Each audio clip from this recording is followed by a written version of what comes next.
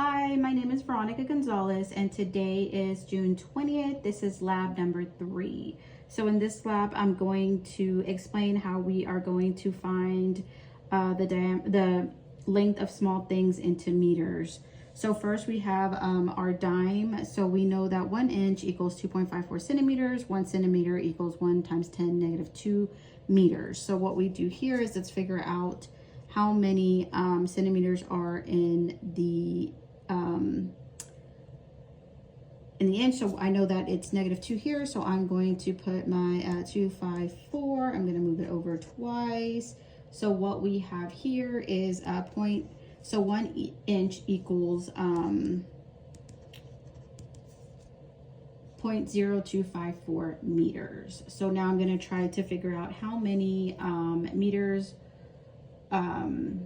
convert my inches to meters. So I'm going to have 0.705 here is going to inches is going to equal 0.0254 meters for 1 inch. And then I will, I'm sorry, this is a multiply. And then I am going to come up with my answer here. So we will multiply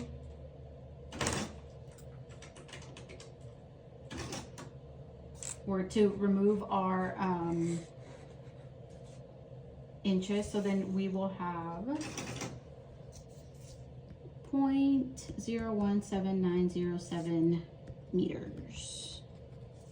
So the inches go away, and if we multiply it, there we go. So that is the dime. So on number 2 for the fingernail, we are figuring out how many meters 0.481 milliliters convert to. So here is our setup. We have 0.481 milliliters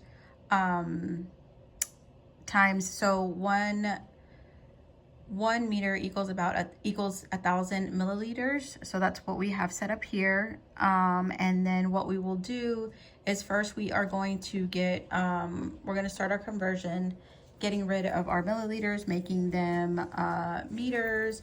And so ultimately what we will end up with is the 0.481 divided by 1,000 meters is going to equal our 0.00481.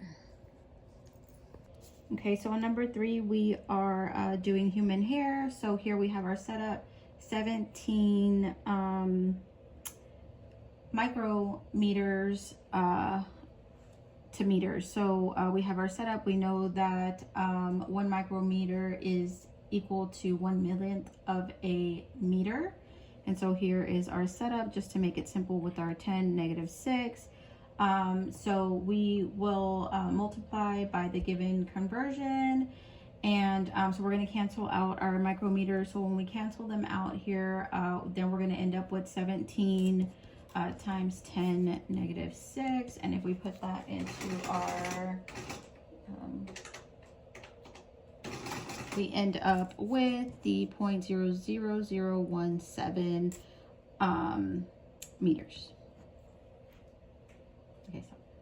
Okay, so on number 4, we are having identifying the relationship between the nanometer and the meters. So we know that 1 nanometer equals 10 negative 9 meters.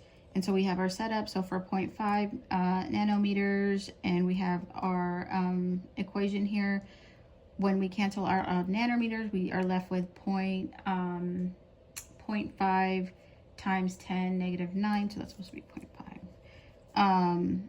Equals a lot of numbers here, so we're going to turn it here to a simpler. So 5 times 10 negative 10 meters is our answer there.